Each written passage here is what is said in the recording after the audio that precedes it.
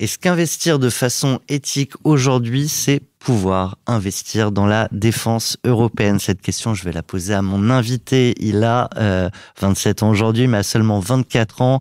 Il avait une mission avec Goodvest, permettre d'investir à vous, à moi, à lui, à tout le monde, de façon éthique. La FinTech qui révolutionne l'investissement responsable, donc bouscule les codes de l'épargne en proposant des portefeuilles alignés sur les accords de Paris.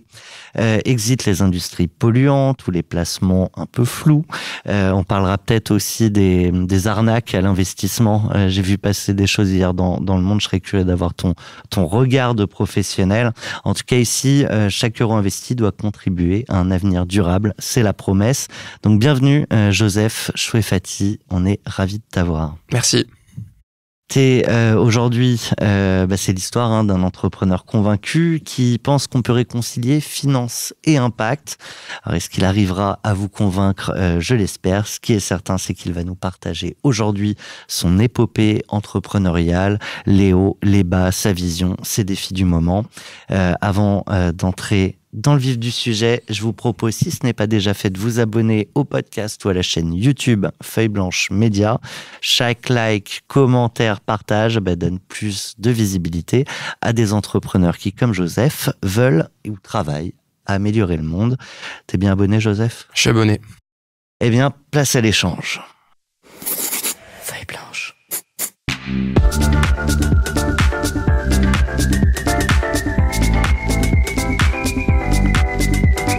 40 nuances de Next. On va tout raconter, on va raconter la genèse, aux côtés aussi de Philippe Bourgeois. Salut Philippe. Bonjour. Je rappelle que c'est toi qui nous accueilles aujourd'hui chez Neuflize OBC pour ce tournage. J'en ai parlé en introduction. Je sais que c'est pas le cas aujourd'hui, mais très bêtement, là, on est dans une phase assez complexe où il y a des empires, une Europe aussi qui essaye de se réorganiser, notamment pour sa défense. Et la question presque un peu naïve que je me suis posée, que je te pose, c'est est-ce que investir de façon éthique, c'est potentiellement aujourd'hui ou demain pouvoir investir dans la défense européenne? Ça dépend de la définition de chacun. Nous, le choix qu'on a fait chez Goodvest, c'est de se focus sur la transition écologique. Et est-ce que le financement de la défense ou de l'armement accélère la transition écologique? Pas trop. Pas certain, effectivement. Et donc, la question, effectivement, c'est pour l'Europe, c'est de retrouver sa souveraineté. Et ça passe aussi par l'épargne et l'investissement. Et ça, c'est sûr, on en est certain, que ce soit l'investissement éthique ou non. Mobiliser plus de capitaux et donc inciter plus les particuliers à investir pour préparer leur futur et aussi pour préparer le futur de l'Europe, que ce soit pour la transition écologique ou l'armement. C'est un sujet essentiel et qui est vraiment d'actualité. Il y a des questions que vous vous posez aujourd'hui chez Goodvest. Complètement. Le sujet précisément de l'armement et de la défense, on a choisi de ne pas y aller pour l'instant, parce qu'il est très difficile de différencier les deux. Aujourd'hui, quand on finance une entreprise, une activité, elle est généralement à la fois dans la défense et dans l'armement, et donc potentiellement dans l'agression. Et c'est pour ça qu'on a fait le choix pour l'instant de ne pas le faire, parce qu'aussi, il est difficile de maîtriser où finissent les armes, qui va les utiliser, quoi. Parfois, il suffit en plus d'un changement de gouvernement. Exactement. Parfois, une démocratie peut malheureusement vite basculer. On va quand même parler d'abord de l'entrepreneur. On n'est pas là pour faire de la géopolitique. Néanmoins, à mi-chemin entre les deux, quand tu as des grandes puissances qui décident de se retirer de l'accord de Paris, qui est quand même un des sujets clés de la promesse Goodvest, quel impact ça a pour une boîte comme la tienne? Un impact assez faible, en fait. Déjà parce qu'on est, côté investissement, on est assez diversifié géographiquement. Et donc, même si les États-Unis représentent environ 30% de nos investissements, ce qui est une grosse part, le retrait de l'accord de Paris n'a pas un impact assez important. Les entreprises qui sont dans les énergies renouvelables continuent de se développer aux États-Unis, même s'il y a un petit frein. Et les plans qui ont été mis en place par Biden pour accélérer l'électrification des véhicules, etc., sont pour l'instant toujours d'actualité. Il y a aussi beaucoup de choses qui se décident au niveau des États. Exactement. Et quand on voit que Elon Musk est un des principaux conseillers de Trump et que sa principale activité quand même aujourd'hui, c'est la voiture électrique et les batteries, on a du mal à voir comment il pourrait y avoir un revirement complet sur tous ces axes, alors qu'aujourd'hui, ça crée beaucoup d'emplois, la transition écologique, et aussi beaucoup dans les États républicains. Donc assez compliqué il y a beaucoup de communication et assez compliqué de faire marche arrière complètement là-dessus. J'allais dire, on va arrêter avec la géopolitique, mais on en parlera peut-être tout à l'heure à l'occasion de ta rubrique Moi Président. En tout cas, on est là d'abord pour parler de Goodvest, sa genèse, ses défis du jour. Je te propose de nous présenter juste après cette rubrique ce qu'est Goodvest. Beach, oh mon beach. Beach, oh mon beach. En une phrase déjà. Alors, la plateforme d'investissement qui permet aux particuliers d'investir de manière éco-responsable. Et en deux. Alors, en proposant aujourd'hui des solutions d'investissement qui couvrent à peu près tous les besoins, que ce soit des besoins d'épargne court terme comme des livrets, ou la préparation de la retraite en soutenant la transition écologique. Et là, tout le monde me voit venir. Et en trois. En étant digital, peu cher, et en délivrant des performances qui n'ont rien à envier aux solutions d'investissement traditionnelles. Gros flashback, il y a 3 ans, ça en a que 24, et tu décides de te lancer sur un secteur où il y a pas mal de poids lourds. Comment on fait sa place? Comment on en arrive à gérer plusieurs millions d'investissements, dizaines, voire centaines, voilà, d'investissements? Comment on arrive à inspirer la confiance, et par la technologie, mais aussi par ceux qui portent l'entreprise et qui à l'époque se laissaient peut-être pousser la barre pour avoir l'air plus crédible? Écoute, c'est assez étape par étape. Moi, j'ai cofondé Goodvest à la fin de mes études. Et donc, au début, ça a commencé juste par un site vitrine où on essayait de recueillir des préinscriptions pour derrière aller voir des investisseurs en leur disant regardez, en fait, certes, c'est une idée et on sort d'école, mais on a déjà 3000 personnes qui veulent investir dans nos portefeuilles. On allait voir aussi des partenaires financiers. Donc, par exemple, notre premier partenaire qui est Generali, pour les convaincre et leur pitcher. Et on a eu de la chance parce qu'on a quand même vu... moi, j'ai contacté, je pense, une dizaine d'assureurs sur LinkedIn. Où je tapais responsable partenariat, responsable commercial pour leur demander de bosser avec nous. Il y en a 3-4 qui m'ont répondu. Il y en a un qui a accepté de bosser avec nous. Donc voilà. Et les 3000 premiers investisseurs potentiels, parce qu'ils n'avaient pas encore ouvert le portefeuille, comment tu allais les chercher? Alors, au début, c'est des amis, de la famille. Ensuite, c'est... T'as beaucoup d'amis. J'en ai pas 3000, ouais. Des connaissances. Puis, les réseaux sociaux ont aidé. La presse aussi. On a fait des communiqués de presse, etc. Et le bouche à oreille. Et ça a fait que, on a un peu de budget pub un peu plus tard aussi. C'est aussi une question de momentum, avec beaucoup de réflexion et de préoccupations environnementales, de biodiversité. On a eu un gros momentum sur la partie préinscription parce qu'on a lancé les préinscriptions pendant le Covid. Et donc, les épargnants étaient chez eux, ils se posaient beaucoup de questions sur leur épargne parce qu'elle s'accumulait, et on se posait aussi beaucoup de questions sur la transition écologique. Donc, on a eu la chance là-dessus. Après, on n'a pas eu non plus on aurait pu avoir encore plus de chance et lancer la solution pendant les confinements, où il y a eu beaucoup de collectes d'épargne sur les plateformes d'épargne en ligne. On a lancé juste après le dernier confinement. Les principaux secteurs autour desquels vous œuvrez sur la transition via l'investissement, donc je sais qu'il y a l'immobilier, le transport, c'est quoi d'autre les gros sujets? J'imagine l'agriculture. On investit dans pratiquement tous les secteurs, à part ceux qu'on exclut. Après, ceux qui sont un peu surpondérés chez nous, ça va être effectivement les énergies renouvelables. Ça, c'est un énorme axe. On sait qu'on a besoin de sommes très, très importantes pour décarboner notre énergie. Je crois notamment avec des investissements qui ont été faits avec Electra. Tout à fait. On avait reçu qui a mi-chemin entre le transport et Julien, et l'énergie, mais aussi, par exemple, des champs éoliens, solaires en Europe, de l'hydraulique. Et effectivement, derrière, sur la distribution vers la mobilité propre, avec Electra, qui est un peu le pont entre les deux, quoi. J'ai même cru voir des investissements pour des particuliers qui travaillent la rénovation énergétique de leurs bâtiments. Voilà, de indirectement. leurs maisons, de leurs appartes.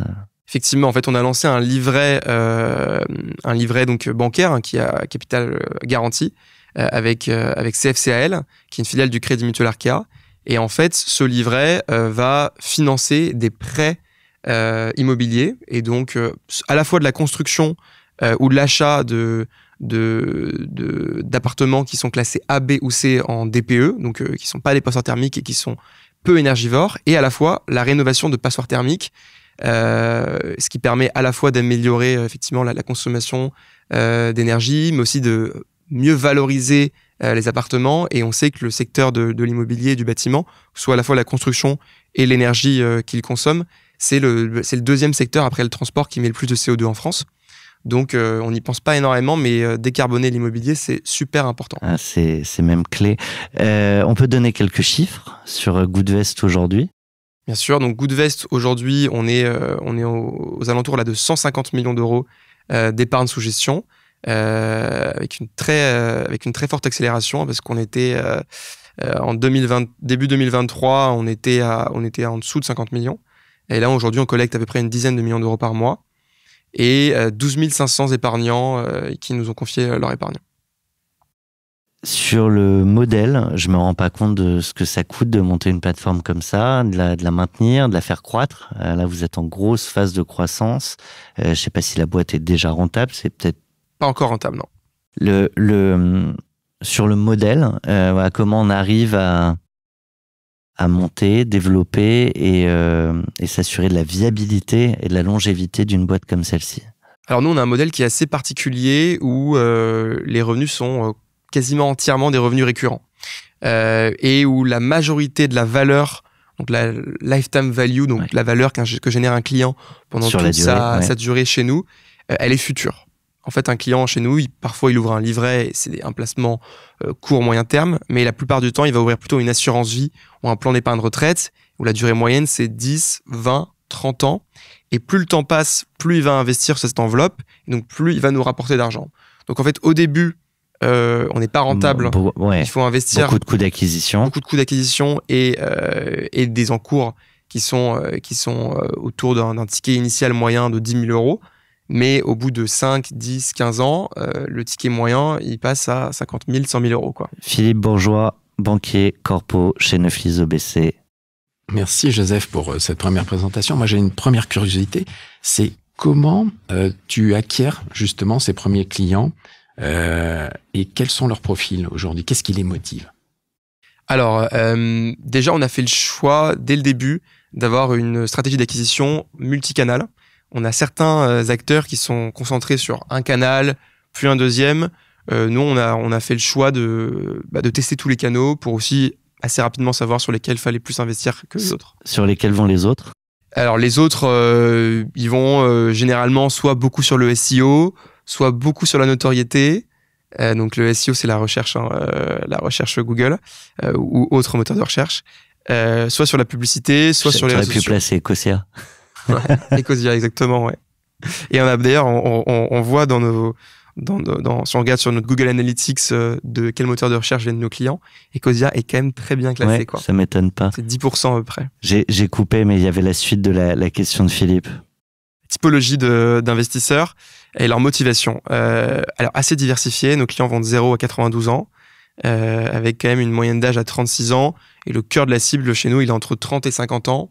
Pourquoi? Parce que c'est déjà en dessous de 30 ans, on n'a pas forcément les moyens d'investir. 10 000 euros et plus à investir, ouais. C'est la moyenne. Donc le ticket d'entrée est plus bas, mais effectivement, et la motivation principale chez nous, bien sûr, c'est d'aligner son épargne avec ses valeurs.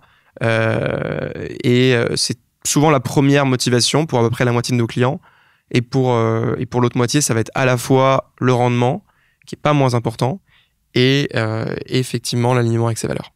Je fais un parallèle avec les échanges qu'on avait eus sur ce format 40 nuances de Next avec Émeric Grange, 900 Care, qui nous disait quand il communique, notamment sur les réseaux sociaux, à publicité égale, celle qui te parle de l'environnement, du bienfait pour la planète, fonctionne moins que le coût. Et donc, est-ce que c'est la même chose pour toi avec c'est bon pour la planète, mais la notion de rendement, en réalité, fait que tu convertis beaucoup plus un internaute en client? Alors, les deux sont pas opposés.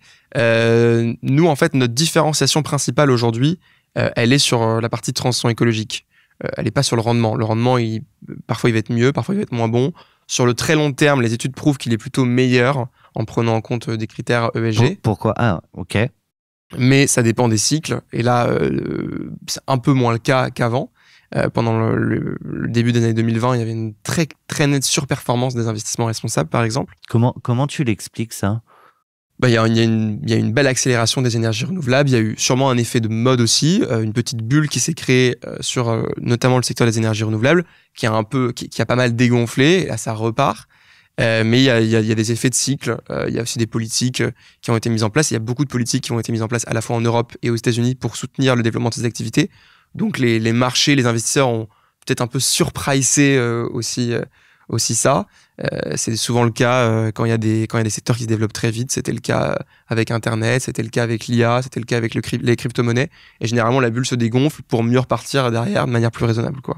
Comment, alors là vraiment c'est un pur novice qui te parle, hein, mais comment on fixe le prix? Est-ce qu'il faut aller négocier les prix d'achat?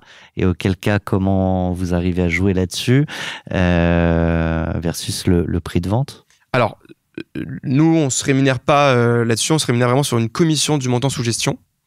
Après, ce qu'on va chercher à faire, c'est dans les produits qu'on propose à nos clients, aller chercher des supports d'investissement qui ne sont pas trop chargés en frais. Déjà, on ne va pas proposer de frais d'entrée, etc. C'est aujourd'hui assez rare, hein, les frais d'entrée, hein, que ce soit sur Internet.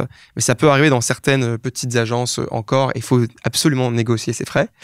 Et derrière, on va aller chercher également à proposer des supports d'investissement qui ne sont pas trop chargés, donc qui sont en clean share, en part institutionnelle, et donc qui vont pas trop manger de performance, quoi. Je parlais de l'article, j'ai essayé de le retrouver dans Le Monde, qui est sorti hier, une grosse enquête sur toutes les arnaques. Il me semble que ça s'appelle Saphir, mais j'ai un doute. Mais toutes les arnaques aux plateformes d'investissement. Toi, tu viens de là, en tout cas pas du monde des arnaqueurs, mais de ce monde de l'investissement. Est-ce que vous les voyez arriver? Et qu'est-ce qu'on peut dire aux utilisateurs, aux internautes qui se font attraper, franchement, par des techniques assez bien faites, avec des vrais profils, des vraies personnes qui t'appellent, des articles parfois reproduits complètement, de journaux qui ont pignon sur rue. Enfin bref, c'est quand même assez bien mené comme arnaque. Et je sais pas ce que vous pouvez faire ou déjà dire peut-être déjà à ce micro. Ouais. C'est un sujet effectivement important. Alors, ça concerne l'investissement, mais pas seulement, hein. Tout le secteur financier est beaucoup touché. Il y a beaucoup de fraudes aux comptes bancaires, aux conseillers bancaires, etc. Donc, faut être très attentif. Faut faire attention à quel numéro m'appelle. Faut vérifier que je suis sur le bon site web, donc que j'ai la bonne URL. Parce qu'il y a des sites miroirs. Il faut être prudent. Et pour les sites d'arnaque, il faut vérifier que c'est pas sur la liste noire de l'AMF, l'autorité des marchés financiers. Il faut vérifier que la plateforme en question a les bons agréments. Regarder les avis clients et on ne vérifie jamais assez. Il faut toujours double-checker. Vous avez déjà été copié? On n'a jamais été copié. Après, on a déjà des clients qui ont eu des comportements pas forcément prudents et qui utilisent le même mot de passe pour tous les sites web. Et donc, on a mis en place des mesures comme la double authentification. Parce qu'effectivement, il y a eu une recrudescence des arnaques et des fuites de données cet été, avec notamment Free qui était très touché parce que il y a eu 19 millions de données clients qui ont fuité cet été, et donc et dont 5 millions de RIB. Donc aujourd'hui, la double authentification, c'était la seule solution pour bien sécuriser l'accès à la plateforme, quoi. Aujourd'hui, alors, ça va peut-être être un peu fort comme expression, mais qu'est-ce qui t'empêche de dormir chez Goodvest? Écoute, qu'est-ce que tu essayes de craquer? On dort plutôt bien. Moi, je pense que c'est l'optimisation de plein de petites choses, parce que grosso modo, le business tourne bien et ça se déroule plutôt bien, mais on se rend compte qu'il y a plein de petits quick wins à droite à gauche, que ce soit en marketing, en tech, en conseil, qui peuvent nous permettre d'accélérer encore plus fort. Et aussi, on fait face à une très forte croissance, donc c'est les bons problèmes de croissance, mais du coup, on est assez staffé, pas forcément assez staffé, que ce soit en tech, que ce soit en conseil, et un des enjeux, c'est d'essayer d'automatiser un maximum. Philippe?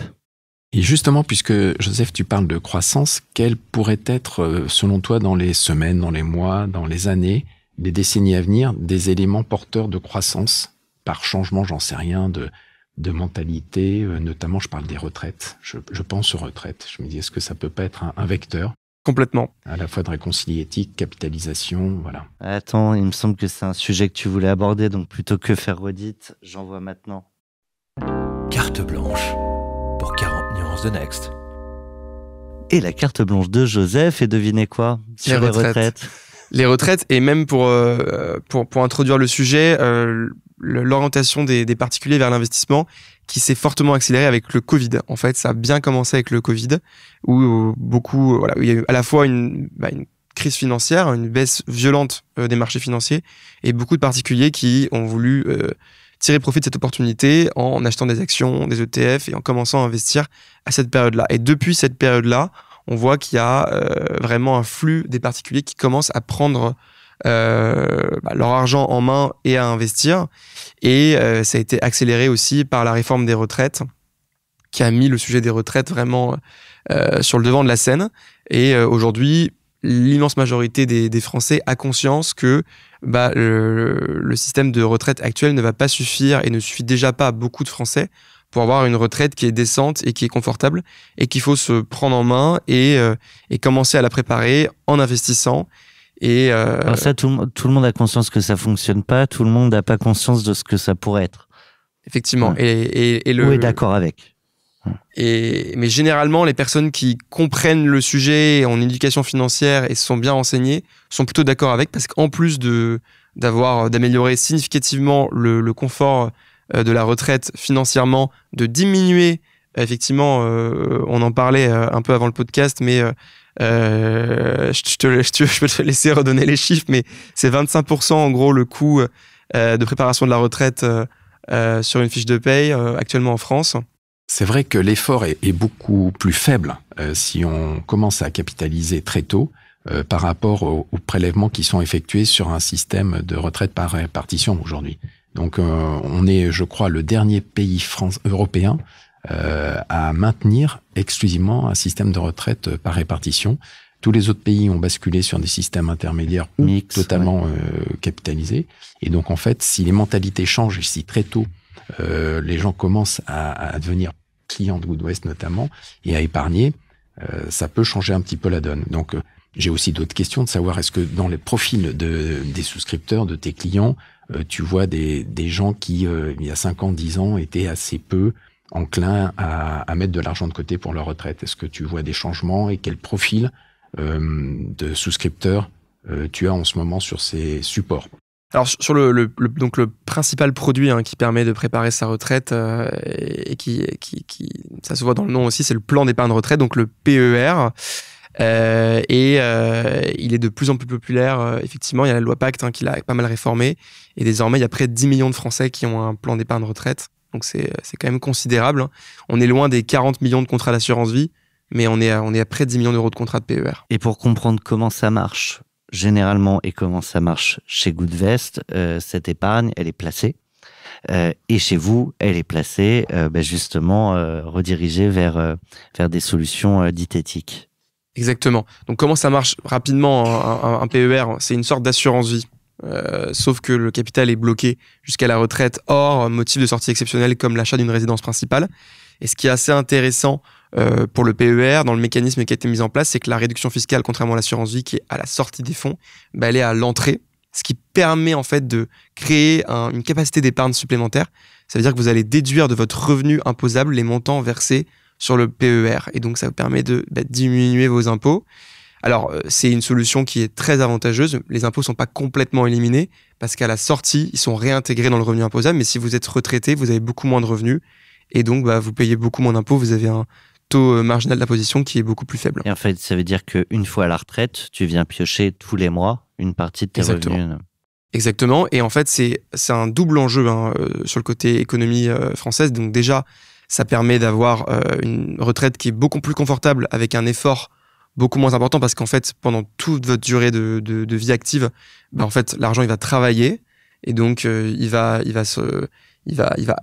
générer des intérêts, et la retraite sera davantage valorisée. Et en plus, il y a un double intérêt, et on en parlait au tout début du podcast, c'est que cet argent, il va financer l'économie. Donc, il peut financer la transition écologique, il peut financer la santé, il peut financer la défense. Et une des raisons pour lesquelles on a une économie La défense, pas encore. Alors, pas chez nous.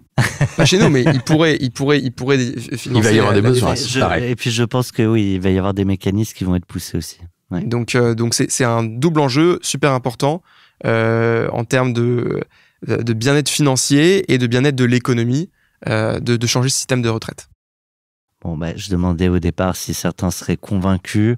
Je pense que tu as gagné au moins un souscripteur aujourd'hui. T'es pas venu pour rien. Sur le marché, il y a beaucoup d'acteurs.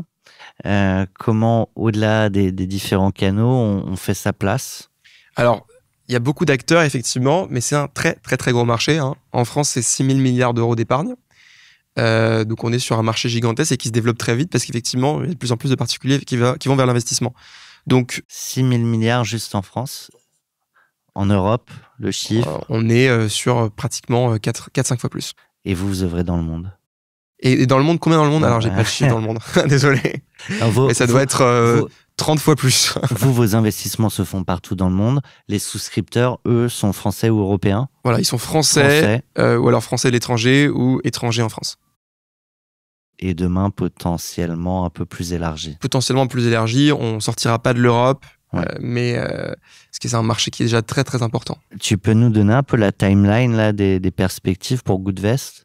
Alors nous, notre enjeu principal aujourd'hui, c'est d'élargir vraiment la plateforme et d'avoir une offre qui est extrêmement complète. Donc c'est sortir de nouveaux produits. Et après sur l'international, on sera assez opportuniste parce qu'en fait, quand on lance une solution d'épargne, il y a cette inertie dont on parlait au début, et où en fait, pour devenir rentable, ça prend du temps, la notoriété coûte cher, et donc si on peut avoir une opportunité d'acquisition d'un acteur à l'étranger, ça nous fait gagner vraiment plusieurs années, plutôt que lancer from scratch. Vous avez commencé à faire un petit portefeuille d'entreprises potentielles? Alors, on a déjà fait des propositions, ouais. On a déjà tenté l'acquisition d'acteurs en France, pas à l'étranger. Pourquoi ça s'est pas fait? Parce qu'on a justement, alors pour le deal en question, on a un acteur étranger, un acteur espagnol qui a racheté cette boîte et qui l'a valorisé plus que nous, parce que nous, on valorisait uniquement le portefeuille et le développement actuel de cette boîte. Et l'acteur espagnol valorisait son entrée sur le marché français. Et donc, ils l'ont très bien racheté. C'est un peu trop cher pour nous. Mais les auditeurs de Cash Out, pour le coup, sauront que le montant ne fait pas tout. Le montant sur le papier ne fait pas tout. À l'inverse, vous avez été approché? Alors, on n'a pas été... Alors, pas de manière très avancée. On a déjà été approché et on n'est pas vraiment rentré dans des discussions parce que c'était pas l'enjeu, quoi. Il y a une question que je pose pas toujours, mais je l'aime bien, qui s'appelle la décision courageuse. Et en fait, c'est Peter Drucker qui disait ça. Chaque fois que vous voyez une entreprise qui réussit, dites-vous que c'est parce que un jour, quelqu'un a pris une décision courageuse. Aujourd'hui, je pense que on peut tous s'accorder sur le fait que vous avez réussi. Vous n'êtes pas encore là où vous voulez aller, mais ça, c'est le lot de tous les entrepreneurs. Il y a peut-être eu des hauts et des bas, d'ailleurs, on y reviendra après. Mais est-ce qu'il y a eu un moment, une décision particulièrement courageuse qu'il a fallu prendre dans la boîte pour son développement ou sa survie? Il y en a eu beaucoup. Donc, compliqué d'en donner une. Je pense que la décision courageuse, ça devait peut-être être de se dire on va créer un leader de l'investissement responsable et j'ai pas de background en finance, j'ai jamais eu de CDI et je l'ai créé à la sortie de mes études. Je pense que c'était ça la décision la plus courageuse. J'imagine qu'on te l'a posé 1000 fois, mais c'est quand même intéressant si on a des jeunes entrepreneurs ou futurs aspirants entrepreneurs qui disent j'ai une idée, mais est-ce que j'y vais? Toi, en plus, t'es parti à 24 ans, donc sans background métier. T'es parti sur un secteur réglementé où il y a quand même un certain nombre de contraintes et d'enjeux. Et mine de rien, t'as réussi. Pour l'instant. Pour l'instant, t'as raison de le dire. Mais ça veut dire qu'on peut démarrer aussi sur des secteurs complexes, même sans background. Complètement. Je pense que le plus important, c'est de tester effectivement le marché et l'intérêt. C'est ce qu'on a fait avec les préinscrits. Derrière, c'est un levier pour nous légitimer en disant, en fait, si regardez, il y a 3000 personnes qui attendent de placer leur argent et il faut tester et se lancer. et le réseau, il vient tout seul, quoi. Ouais, et sur l'idée de se dire qu'on est jeune, donc pas légitime ou pas crédible. Moi, je sais qu'à l'époque, pareil, 24-25 ans, je m'étais exprès fait pousser la barbe. Maintenant, je la garde. Un jour, ce sera l'inverse. Je vais la raser pour paraître plus jeune. Mais vous êtes allé la chercher au-delà des 3000 premiers investisseurs potentiels. Chercher comment cette crédibilité? Au début, c'est vrai qu'il y a un vrai syndrome de l'imposteur. Ouais. Moi, je l'avais Je connais des entrepreneurs de 50 ans qui ont des syndromes de l'imposteur aussi. Hein. Ouais. Ça s'arrête jamais. Ça peut diminuer. Moi, je l'ai beaucoup eu, même dans mes études supérieures, en me disant, OK, mais qu'est-ce que je fais là? Est-ce que je mérite de faire ce master, etc. Est-ce que je mérite de créer cette boîte? Et au fur et à mesure du temps, il diminue quand même. On arrive à soigner ce syndrome.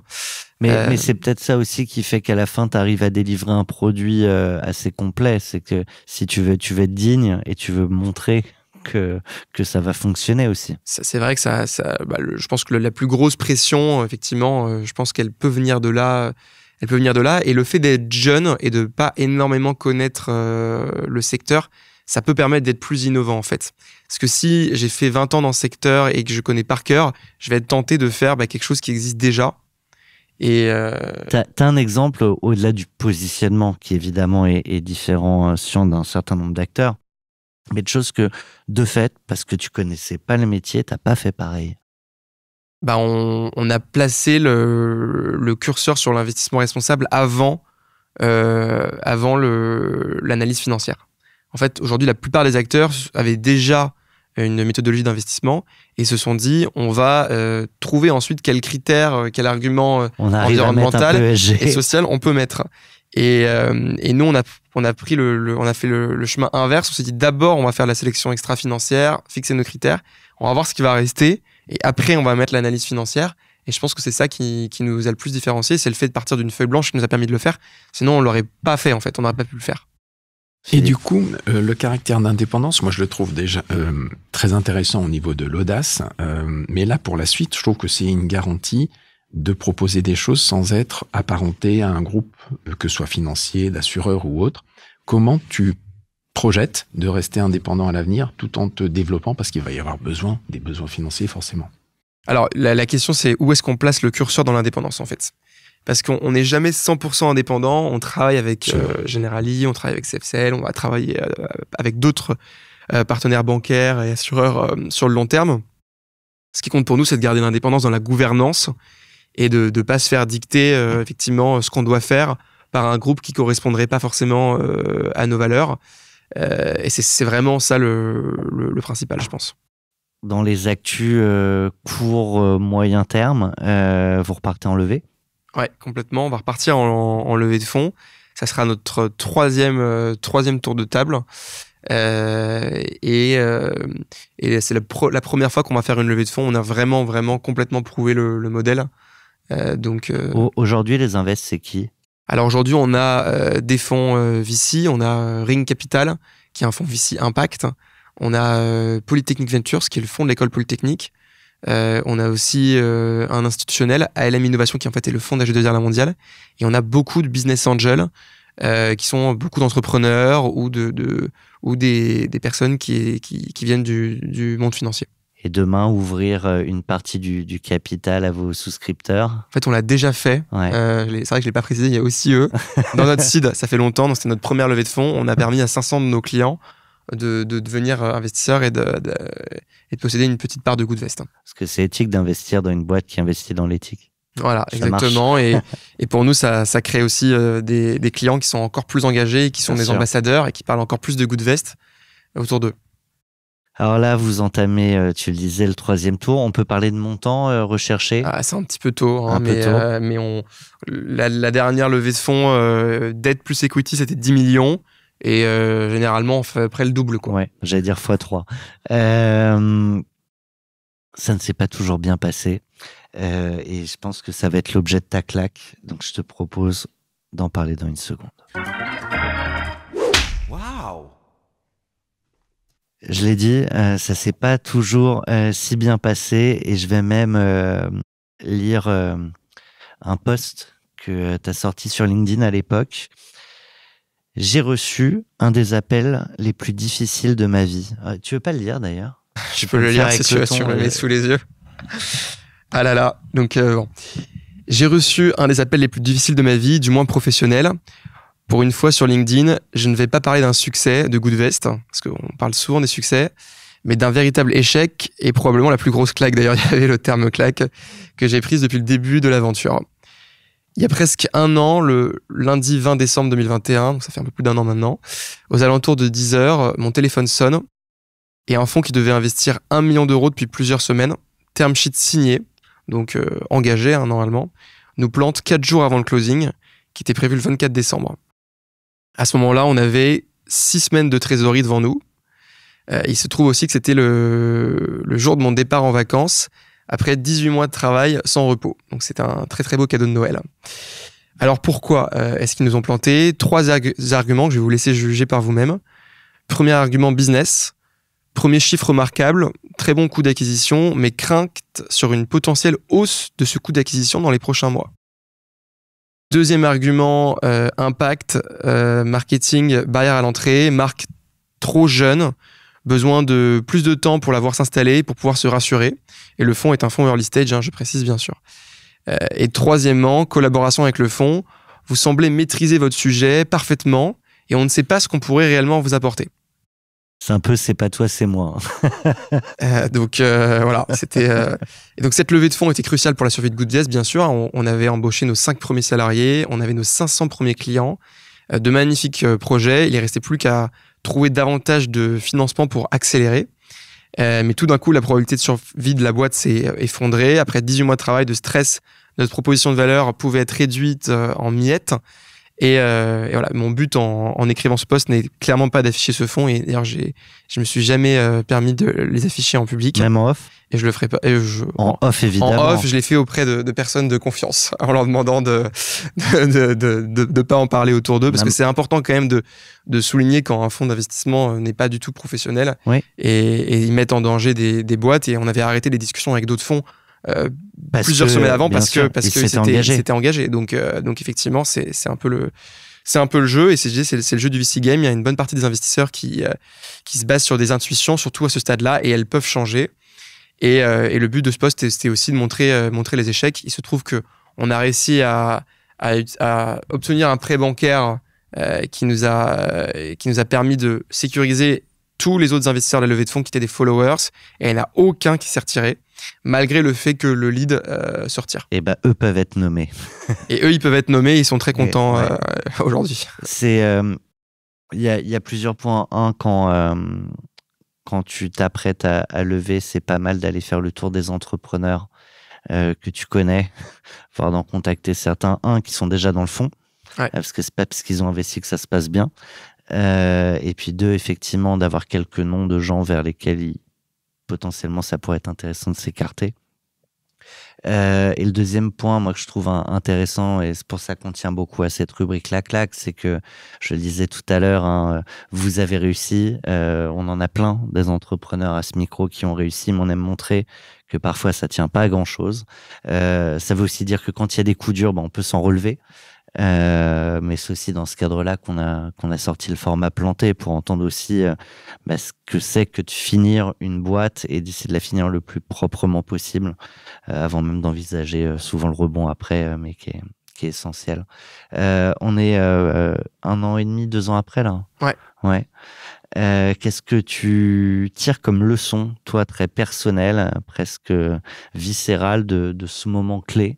Parce qu'on prend des claques, mais généralement, ça forge. Alors déjà, c'était plutôt une bonne chose, en fait, parce que je pense que c'était pas le bon investisseur, et les investisseurs qu'on a réussi à avoir après étaient bien mieux adaptés et plus professionnels. Et d'ailleurs, c'était un jeune fonds qui se lançait, et ils ont changé leur process depuis, et ils se sont apparemment améliorés. Donc voilà sur ce point. Mais juste pour jouer, tu veux le dire et on met un bip?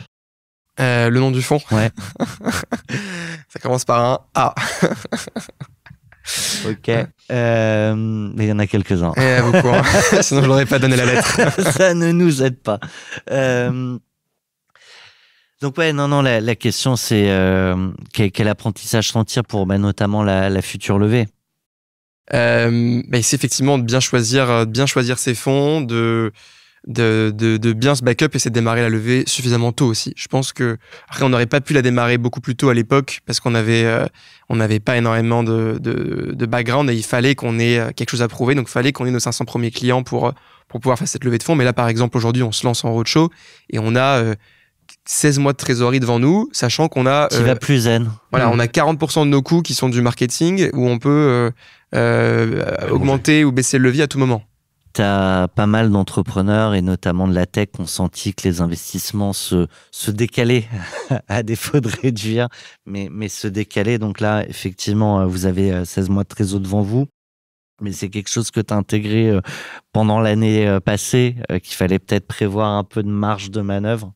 Complètement. Alors déjà, on a parlé à pas mal de banques d'affaires et de leveurs et on a plusieurs qui nous ont dit « Ah mais ce serait peut-être mieux de partir dans 6 mois, vous aurez un tout petit peu plus de chiffres. » Et eux, c'est dans leur intérêt parce qu'en fait, la levée de fonds sera forcément beaucoup plus facile pour eux parce que les chiffres sont plus importants.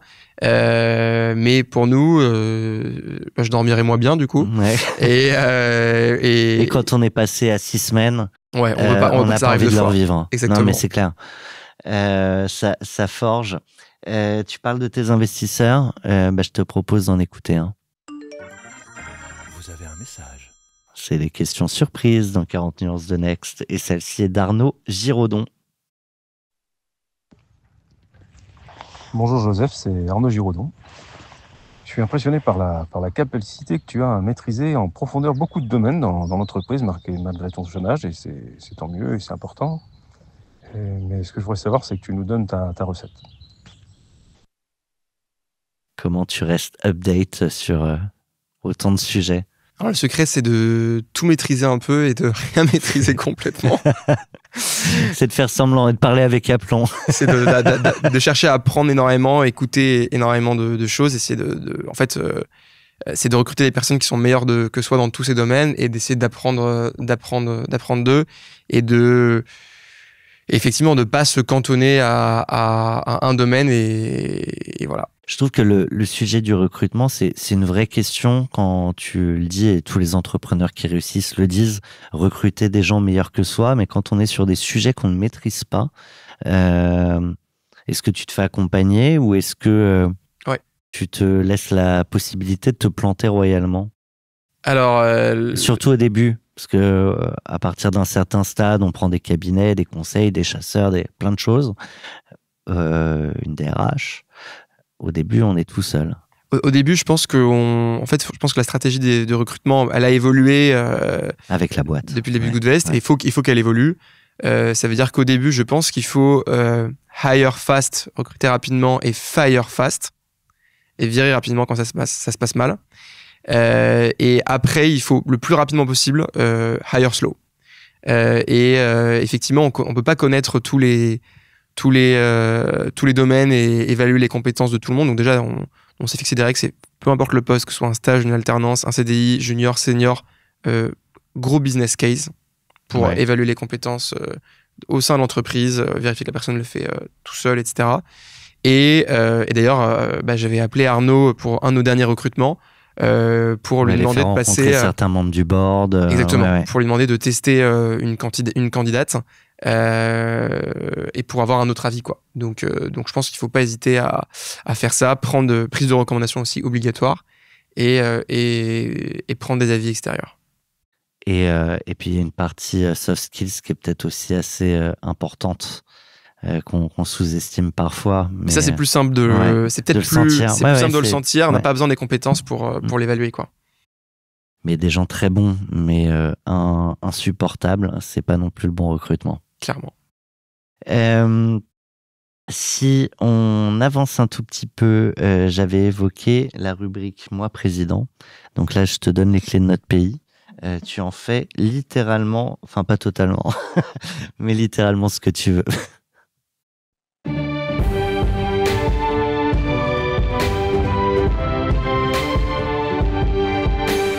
Parce que c'est notre projet! Et le projet de Joseph, c'est les États-Unis d'Europe. Alors, pas forcément les États-Unis de Trump, je précise, parce que sinon je vais me faire taper dessus.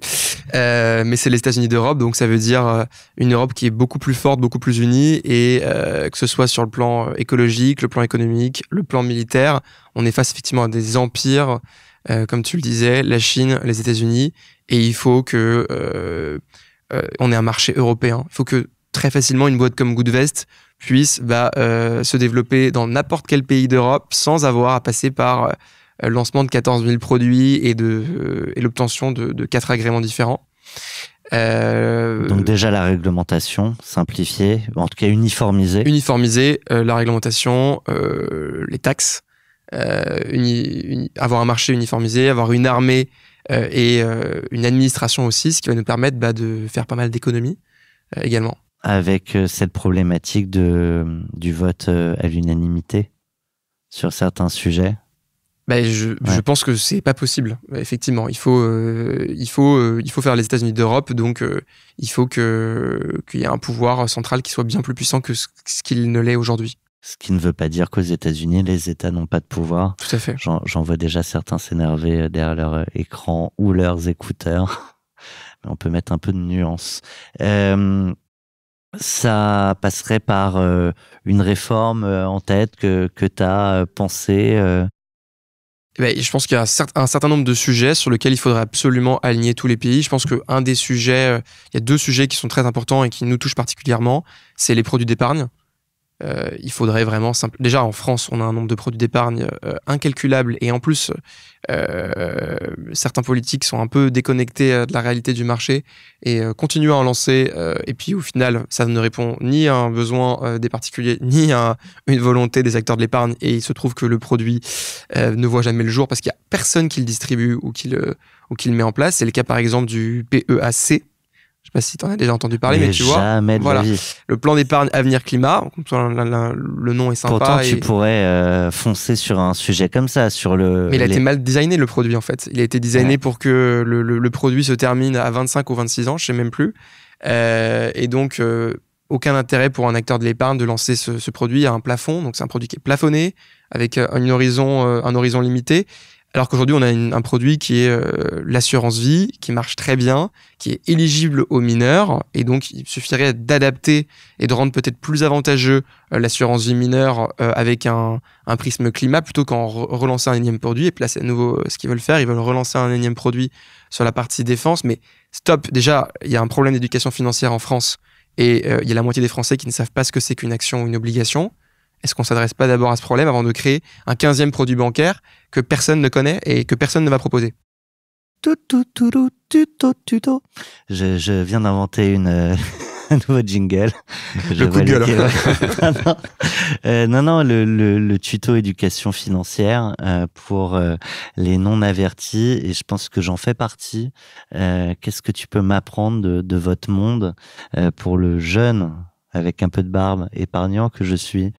Je pense que tu es quand même assez un peu averti quand même. Si t'es chef d'entreprise, mais aujourd'hui, ce qu'il faudrait enseigner au lycée, c'est comment est-ce qu'on gère un budget. La première préoccupation des Français, c'est le pouvoir d'achat. Quand on ne sait pas gérer un budget, c'est difficile de se projeter, d'investir. De se projeter, d'investir, et aussi de dépenser ce qu'on a intelligemment. C'est-à-dire que il y a pas mal de Français qui sont en difficulté à la fin du mois, mais il y a peut-être certaines dépenses, peut-être que l'abonnement Netflix HD, il n'est pas nécessaire, quoi. En fait, si on arrive, peut-être que mettre de côté quelques dizaines d'euros par mois et commencer à investir, ça peut, sur le long terme, régler dans quelques années des vrais problèmes de pouvoir d'achat.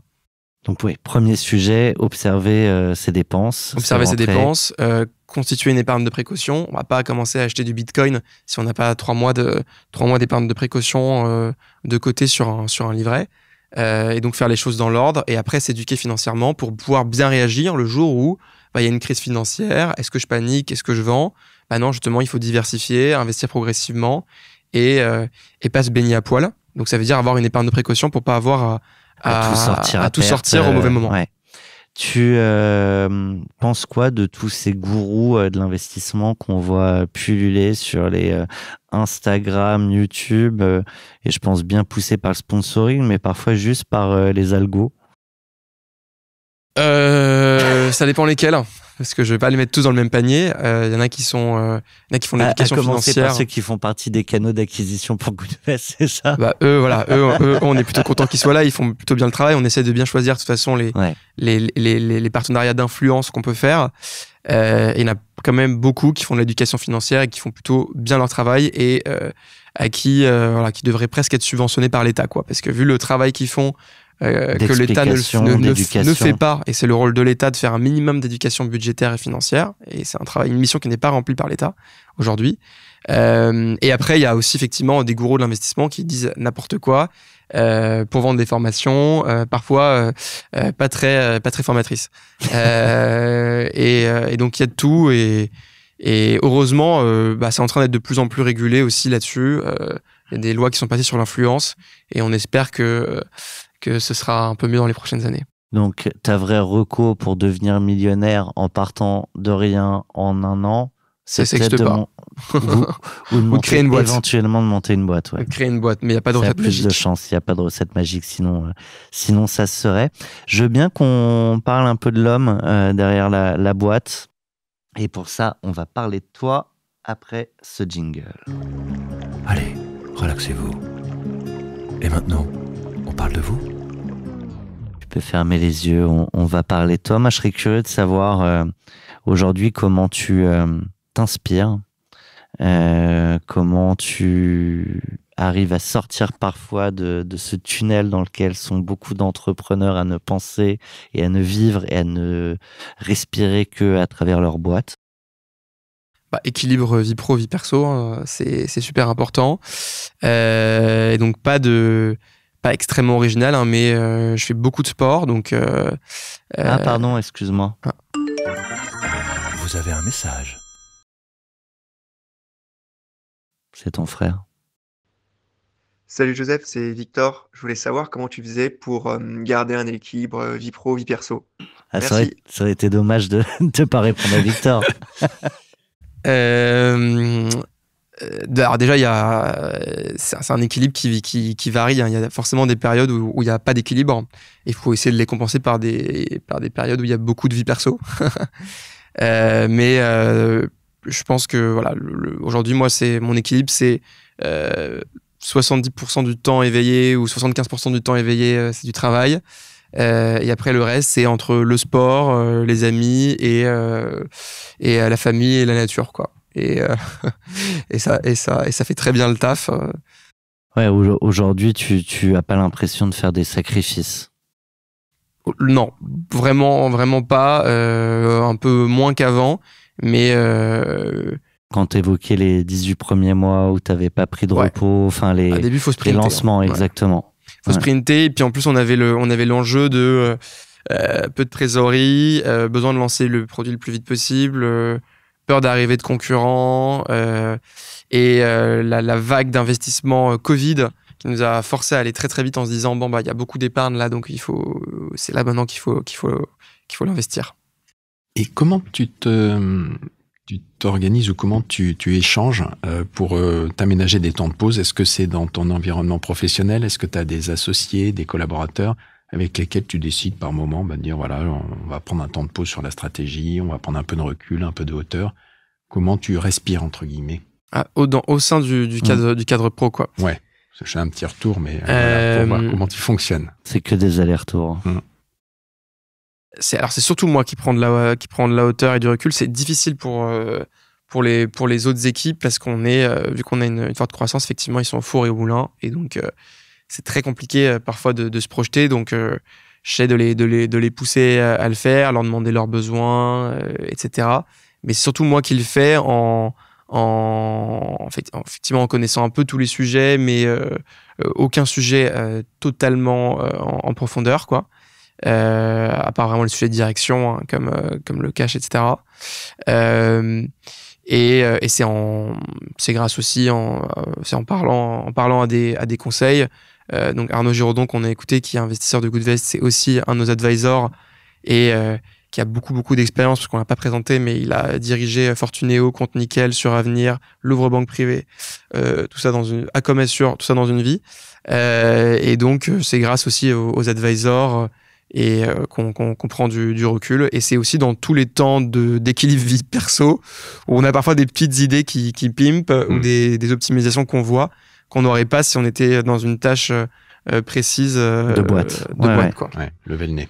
Ça me fait penser aux associés d'Open Classroom, Rooms, pardon, chaque fois j'oublie le S, mais qui eux vont en montagne avec vraiment cette idée que voir l'horizon, ça permet de s'ouvrir l'esprit. Ou Pascal Lorne, que tu connais peut-être de GoJob, qui lui fait toujours un cours de yoga à tout son board avant de lancer le board pour les mettre en disposition intellectuelle, physique et mentale. À prendre des décisions éclairées. C'est une bonne idée d'ailleurs. Je voulais qu'on fasse des cours de yoga de temps en temps le vendredi matin, aussi pour le bien-être physique, etc. et la posture. Donc honnêtement, et moi la nature, effectivement, moi, j'aime beaucoup la montagne. Et voilà, on a un bol d'air frais, on est coupé un peu du reste du monde, et je pense que c'est un bon endroit pour faire de la prise de recul. Je suis d'accord. Quel est le moment de ta vie perso dont tu es le plus fier? C'est dur de découverte, c'est sûr de pas relier la réussite à la vie pro, hein, parce que c'est vraiment quand même le secteur où je suis le plus impliqué depuis quelques années. Mais là, depuis le mois d'avril dernier, je me suis sérieusement mis au sport, et depuis le mois d'avril, ça se voit. J'ai fait, écoute, pourtant ça fait que le mois d'avril que je me suis vraiment mis. Et donc j'ai toutes les semaines, j'ai fait minimum 4 sessions de sport, et j'ai pas dérogé une seule fois depuis le mois d'avril, la dernière. Et donc, tu fais quoi? Tu cours? Principalement salle de sport. Ouais. C'est quand même assez pratique parce qu'elle est à 500 mètres de mes bureaux. Et donc ça. Tu es à 7h, 8h. Ça aide. Non, j'y vais après l'heure. J'y vais après le temps. taf. C'est difficile le matin de se lever plus tôt. Et un peu de course et sport de montagne aussi. J'aime beaucoup l'escalade, le ski, randonnée. Je parlais de Pascal Lorne tout à l'heure. Il y a une question qu'on a titrée en son nom, qui est la question Pascal Lorne, mais qui est liée au plafond de verre qu'on arrive à briser en tant qu'être humain. Est-ce que tu as eu un moment le sentiment de briser un de tes propres plafonds de verre? Beaucoup de fois, du coup, je pense. Ouais. Hein. Ouais. Tu penses à quoi? Je pensais... Je pense que c'est en lien un peu avec le syndrome de l'imposteur, où il y a plein de choses qu'on a pu faire chez Goodvest où je pensais qu'on n'allait jamais y arriver. Tu vois, je pense que lancer un partenariat avec un grand compte comme Generali, une des plus grosses boîtes européennes, alors qu'on n'avait absolument rien prouvé. L'investissement VC où on entendait tout le temps, il y a combien 1% des boîtes qui pitchent qui arrivent à lever des fonds auprès des VC. C'est ok, pourquoi le 1% ce serait nous? Donc il y en a un certain nombre, quoi. Si je reviens sur Generali, donc ça fait partie des 4 messages LinkedIn que tu as envoyés auxquels tu as eu une réponse. L'étape d'après, ça a été quoi? Tu vois, comment on construit un deal comme ça quand effectivement on n'a rien? Ça a été long, hein. Entre le premier message et le moment où déjà on s'est serré la main avec le directeur commercial et on s'est dit on y va, et il a dû se passer 7-8 mois. Et ensuite, entre le moment où on s'est serré la main et le moment où le produit est sorti, il s'est passé 1 an. Je précise que quand on s'est serré la main, la boîte n'était même pas encore incorporée. Ouais. donc voilà, mais c'était très long. Il y a eu...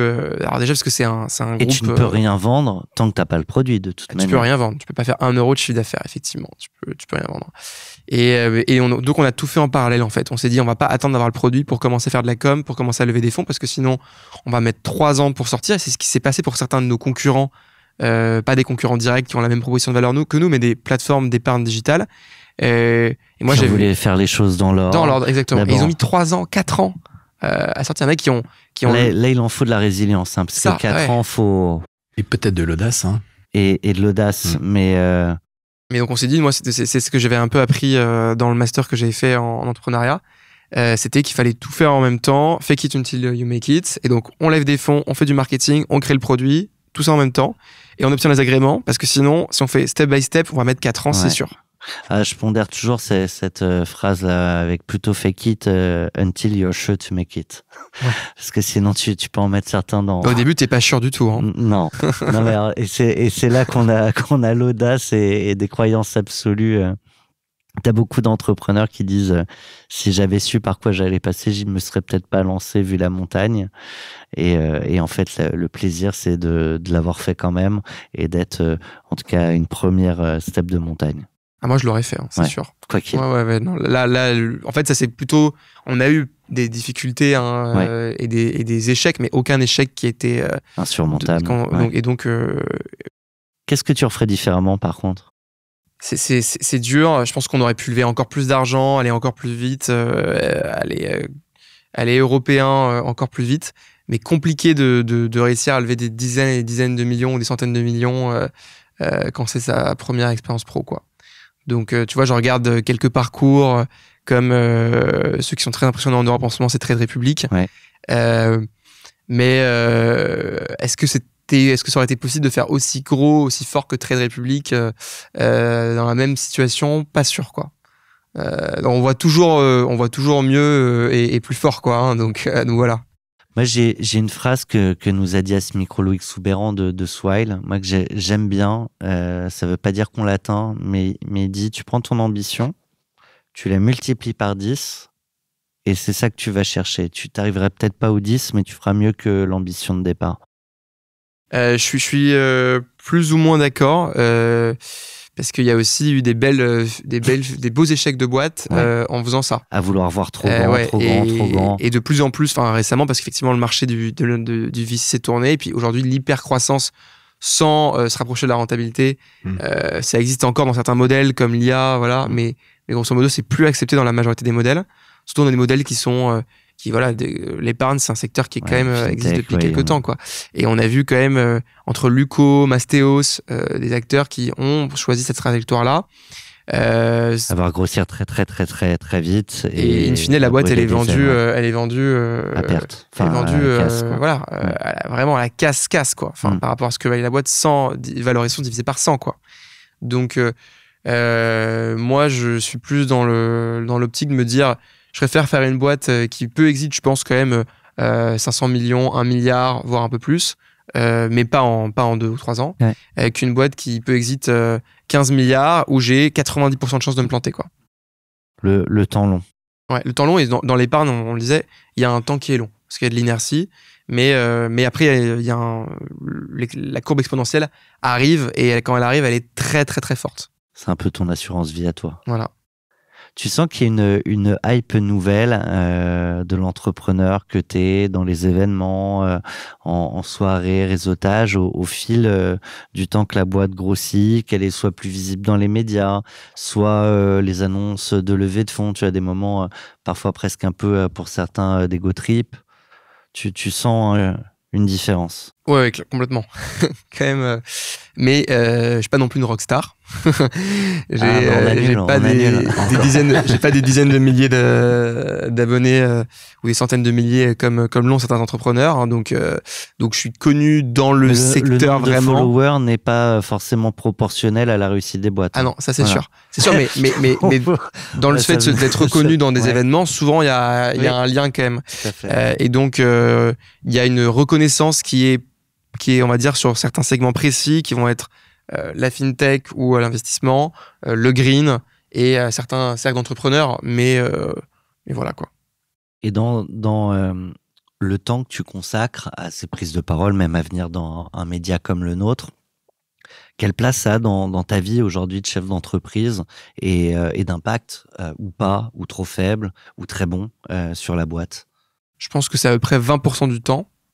Et l'impact est très difficilement mesurable, mais c'est pas uniquement un impact d'acquisition, c'est pas seulement de l'acquisition, ça va être aussi de bien connaître et de bien être connu par les différents acteurs, partenaires, concurrents, et ça débloque ou investisseurs. Et donc c'est essentiel dans le développement de la boîte. Ouais. Et puis rappeler à ceux qui te suivent déjà qu'il se passe des choses, habiller la mariée même si vous n'êtes pas encore en levée de fonds. Ça en fait partie. Ça en fait partie. Je pense que c'est super important. Comment justement tu travailles la communication à la fois de toi, l'entrepreneur, la boîte, peut-être celle de tes associés, ton COMEX. Enfin bref, comment tu travailles tout ça, notamment en phase de levée de fonds et plus largement. Est-ce qu'il y a une structure un peu pensée de visibilité? Alors, je communique pas différemment si je suis en levée de fonds ou si je suis pas en levée de fonds. Et après, c'est assez naturel. Les outils de communication, forcément, ça va être surtout LinkedIn. Et c'est assez facile parce qu'il suffit d'écrire du texte. Il n'y a pas besoin de faire de montage ou de reels ou des formats qui sont plus compliqués à mettre en place. Là, tu vas pouvoir t'en sortir quelques-uns. Là, on va pouvoir en sortir quelques-uns, effectivement. Et c'est bien quand on nous en sort et qu'ils sont montés, parce qu'après, il faut les faire. Ça, c'est assez complexe. C'est assez naturel. Tu passes par des agences comme Feuille Blanche et tu dois pouvoir en avoir. Mais ouais, sur ton approche boîte / entrepreneur, tu vois, aujourd'hui c'est très personnifié, les entreprises, donc c'est intéressant pour la com sur les réseaux sociaux notamment, et en même temps c'est aussi le fait que la boîte soit visible sans ses fondateurs et tourne sans ses fondateurs qui fait la vraie valeur de la boîte à la fin pour des acquéreurs. Donc sur le... Complètement. Déjà, on a fait le choix que je ne sois pas la seule personne qui personnifie Goodvest. Ouais. On a par exemple notre CMO qui est aussi lead founder, Aurore, qui est très visible et dont le rôle est de plus en plus de faire du personal branding, et aussi, parce que c'est un sujet qui est assez important, s'adresser à une clientèle féminine. Parce qu'aujourd'hui, la majorité des acteurs de l'investissement s'adressent encore beaucoup trop aux hommes. Et nous, on a par exemple plus de 48% de nos clients qui sont en fait des femmes. Quand ce même chiffre peut être de 15%, 20% ouais. Chez les concurrents. Et donc ça, c'est super important pour nous. Et ça tu l'expliques parce que ta CMO en l'occurrence est une femme, ou parce que le sujet que vous portez, on a peut-être une sensibilité plus importante encore chez un public féminin? Un peu les deux, mais surtout on a fait des efforts pour que notre image colle plus. On a fait des événements qu'on appelle Elles investissent. On a fait déjà 4 éditions. Une fois par an, on en fait un qui est pour les femmes et qui parle de l'investissement au féminin. On a fait beaucoup de partenariats également avec des médias comme Plan Cash, Femca, qui s'adressent justement ouais. aux femmes. Et donc, c'est un effort qu'on fait en particulier qui nous a conduit à ça. Donc, pas avoir une seule personnification de la boîte. Ouvrir à différents publics. Ça retire quand même pas mal des épaules, hein, parce que pour certaines personnes, c'est très naturel, mais c'est toujours un exercice et ça prend énormément de temps. T'as dû apprendre? Sur le tas. Bien ça. Sur le tas. J'ai jamais été très mauvais et je pense que je ne serai jamais excellent là-dedans. Il y a des gens pour lesquels c'est vraiment il y en a pour qui c'est inné, hein. très très facile. Et donc je pense que je suis plutôt bon parce que je me suis beaucoup entraîné, mais c'était pas inné, quoi. Et entre les associés fondateurs, t'as souvent ce sujet de qui va prendre la parole, qui est à l'aise avec ça, mais t'as le sujet parfois des égos, de rappeler à chaque fois cofondateur. Enfin, comment vous avez abordé nous, ça s'est fait un peu historiquement, c'est-à-dire qu'à la base, j'étais seul sur le projet. Mon premier associé, donc Antoine, m'a rejoint au bout entre un peu plus de 6 mois. Et il a la casquette, c'est le CTO, donc il a la casquette vraiment tech. Donc, généralement, les CTO représentent rarement... On a eu une fois un CTO qui est venu au micro. Ouais. Et peut-être que c'était un CTO qui n'avait pas fait que de la tech d'ailleurs. Peut-être qu'il avait dans une autre expérience était plutôt business. Ça arrive. Et donc là, la question s'est pas trop posée, quoi. Et la notion de lead founder, je trouve ça intéressant aussi à aborder. À quel moment, au-delà du fait d'avoir des parts et de donner des parts à des personnes clés dans la boîte, ce statut est posé. Tu vois, pareil, si tu peux partager un peu la réflexion que vous avez eue là-dessus. Alors déjà, en parlant de parts dans la boîte, ce qu'on s'est fixé, c'est que tous les CDI du Goodvest ont une part dans la boîte. On a mis en place un plan de BSPCE et tous les CDI, sans exception, en ont. Je pense que c'est super important en termes de partage de la valeur et aussi en termes d'implication des équipes, de fidélisation, etc. BSPCE plutôt que BSA? Ouais. On a fait BSPCE parce que c'était plus simple à mettre en place et plus market practice aussi. Ouais. Et pour la question de lead founder, en fait, on s'est rendu compte, mais on le savait déjà, hein, que le marketing et l'acquisition, c'était un enjeu très très important de notre business. Et donc, c'était important de donner vraiment des responsabilités et de la légitimité à la personne qui allait être en charge de ce poste. Et c'était aussi dans l'optique de se dire, aujourd'hui, Antoine, mon associé CTO, ne va pas être face au micro et incarner la marque, et je veux pas être le seul à le faire, parce que je pense que c'est pas une très bonne stratégie sur le long terme et que ça prend énormément de temps.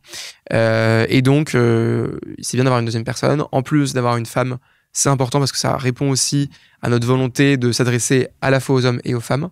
Donc voilà. Et donc là, quand vous commencez cette démarche et cette réflexion, elle est déjà dans la boîte et vous dites, elle a la possibilité de devenir la lead founder. Vous allez chercher quelqu'un au marketing en ayant en tête qu'il faut en faire un lead founder. Non, on avait déjà ça en tête. D'ailleurs, elle a un parcours où elle avait déjà créé une boîte avant. Donc, elle a déjà quand même un petit côté entrepreneur qui était important pour nous. Et vous êtes allé la chasser. Et on est allé là. Alors là, pour le coup, on est passé par une boîte de recrutement pour ce poste, parce que c'était vraiment des demandes précises. On veut quelqu'un en marketing et qui a un parcours entrepreneurial, qui connaît le B2C. Donc ça faisait beaucoup de caractéristiques à avoir. Et donc, une directrice marketing chez Goodvest qui est embarquée aussi, ou en tout cas rassuré un certain nombre de femmes.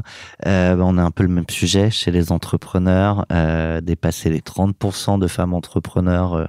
Je pense que ça fait bien une décennie qu'on en parle et qu'on n'y arrive pas réellement. Et donc, pour ça, il faut plein de choses, à commencer par plus de modèles, plus de femmes entrepreneurs qu'on n'entend pas sur le fait que ce sont des femmes, mais sur le fait que ce sont de brillantes entrepreneurs. Et pour ça, tu as choisi une sista à qui on aura le plaisir de tendre le micro. Maëva Courtois, qui est la fondatrice de la néobanque verte Helios. Donc c'est un segment qui est assez proche du nôtre, et c'est un partenaire. Parce qu'on a choisi d'unir un peu nos forces pour proposer leur brique épargne. Proposer la brique épargne Goodvest au sein de l'application Helios, et parcours assez impressionnant effectivement, parce que son ambition est de créer une éco-banque en tant que femme. C'est quoi une éco-banque ? C'est une banque qui ne va justement pas financer les énergies fossiles et qui va accélérer à la transition écologique. Et en termes de, tu dis, on est partenaire, mais pour moi, c'est aussi ce que vous faites, c'est flécher des investissements vers de l'éthique. Donc, c'est quoi la différence entre les deux ? Alors, la différence entre les deux, c'est que nous, on est vraiment sur l'investissement et le placement, et eux, ils vont être sur tous les métiers de la banque. Donc, des cartes de paiement. Eux, l'enjeu principal, c'est le fléchage des dépôts, pour que les dépôts du compte courant des clients ne financent pas les énergies fossiles et financent plutôt des activités durables, et proposer aussi tout un écosystème autour d'eux. Donc, il va être le placement avec Goodvest, mais aussi des systèmes, par exemple, de cashback green, où lorsque vous dépensez, lorsque vous achetez des billets auprès de la SNCF, vous avez du cashback, ou des choses comme ça, quoi. Versus Air France, c'est ça. Versus Air France, ils n'ont pas de système de cashback avec Air France, effectivement. Ça va être super intéressant de la recevoir. Encore une jeune boîte sur un secteur ultra réglementé. Je vois Philippe qui hoche la tête. J'ai une dernière question. Vous avez un message. Je la pose pas, c'est une question que j'ai demandé à ChatGPT de trouver.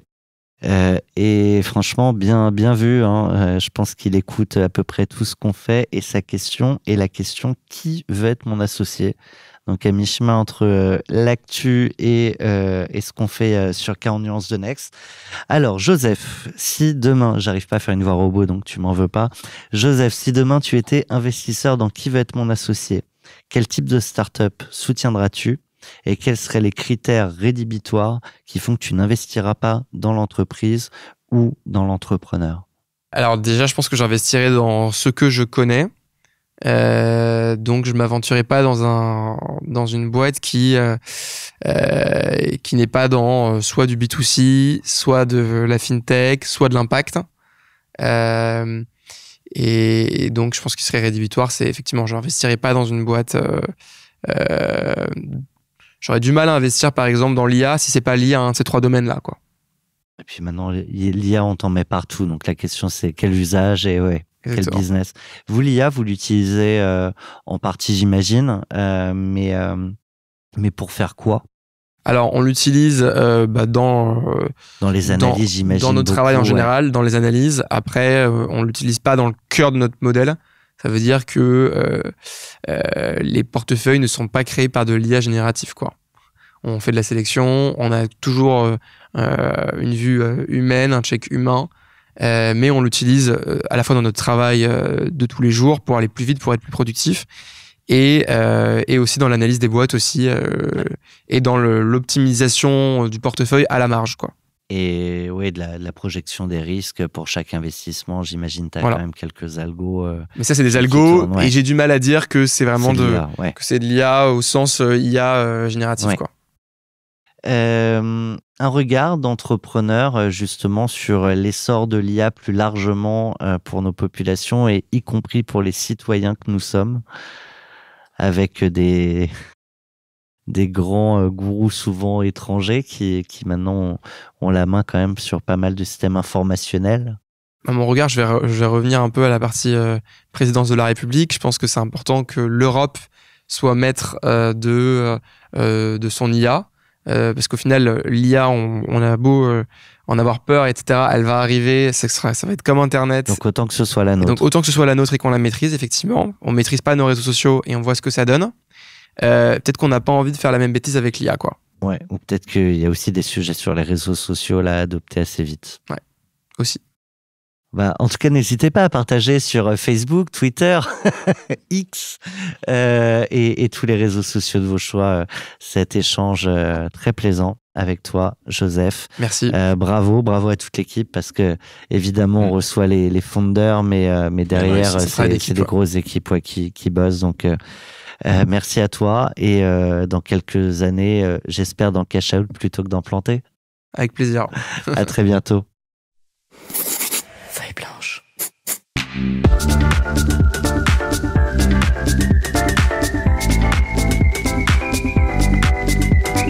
40 nuances de Next.